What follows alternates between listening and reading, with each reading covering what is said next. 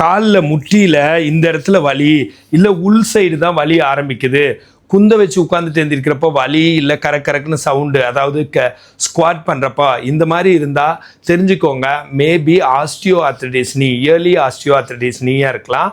அப்படின்னா முட்டி தேய்மானம் ஆஸ்டியோ ஆர்த்ரைட்டிஸ் அப்படின்னு அர்த்தம். அதுக்குள்ளே நீர் கோர்த்துக்குது.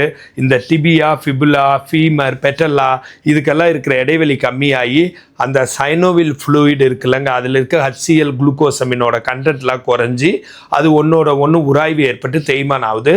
இதுக்கு நல்ல எக்ஸசைஸ் இருக்குது. இந்த மாதிரி வராமல் தடுக்கணும்னா இந்தியன் டாய்லெட் யூஸ் பண்ணுறதோ, ஸ்குவாட் பண்ணுறதோ, சமணங்கால் போட்டு உட்கார்ந்து சாப்பிட்றதோ முக்கியம். அதனால தான் இந்தியாவில் வெஸ்டர்ன் கண்ட்ரிஸ் ஃபாரினை விட கொஞ்சம் ஆஸ்டியோ ஆர்த்ரைட்டிஸ் நீ கம்மி முட்டி தேய்மானம்.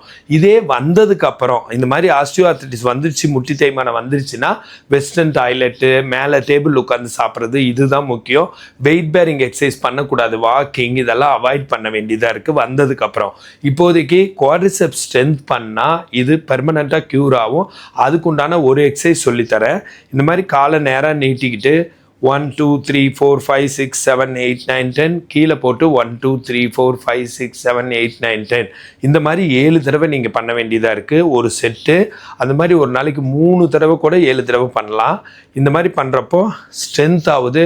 கொஞ்ச நாள் கழித்து வெயிட் வச்சு கூட நீங்கள் பண்ணலாம். இந்த மாதிரி குவாட்ரிசெப்ஸை ஸ்ட்ரென்த் பண்ணுற எக்ஸசைஸ் பண்ணி வீட்டுக்குள்ளே ஒரு சாஃப்ட் செப்பல், வீட்டுக்கு வெளியில் ஒரு சாஃப்ட் செப்பல் போட்டு டூஸ் அண்ட் டோன்ட்ஸ் எல்லாம் ஃபாலோ பண்ணிங்கன்னா கண்டிப்பாக இது சரியாகும். இந்த மாதிரி ஹெல்த் டிப்ஸ் வேணா ஃபாலோ பண்ணுங்கள்.